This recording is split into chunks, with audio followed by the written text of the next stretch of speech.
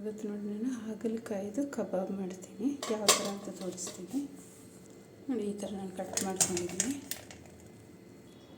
Salt ಹಾಕ್ತಾಯಿದ್ದೀನಿ, red chilli, ಅರಿಶಿನ, ಕಬಾಬ್ ಮಸಾಲೆ ನೋಡಿ. ಕಬಾಬ್ ಮಸಾಲೆ ತೊಗೊಂಡಿದ್ದೀನಿ, ಬೆಳ್ಳುಳ್ಳಿ ಶುಂಠಿ ಪೇಸ್ಟು, ವಿನಿಗರ್ ತೊಗೊಂಡಿದ್ದೀನಿ, ಅದೊಂದು 2 ಸ್ಪೂನ್ ಹಾಕಿದ್ದೀನಿ.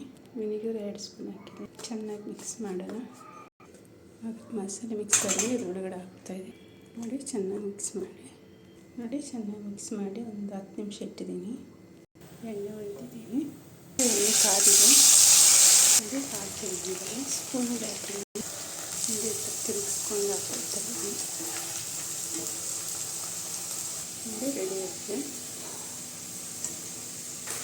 ಕಬಾಬ್ ರೆಡಿ ಆಗಿದೆ. ಸಿಮೆಂಟ್ಸಲ್ಲಿ ಹಾಕಿದ್ದೀನಿ,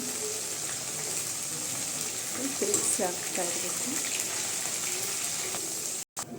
ರೆಡಿ ಆಗಿದೆ ಕಬಾಬು ಅಂದರೆ ಹಾಗಲಕಾಯಿ ಕಬಾಬ್ ರೆಡಿಯಾಗಿದೆ. ತುಂಬ ಟೇಸ್ಟಾಗಿದೆ. ನೀವು ಒಂದ್ಸರಿ ಟ್ರೈ ಮಾಡಿ ಇದನ್ನು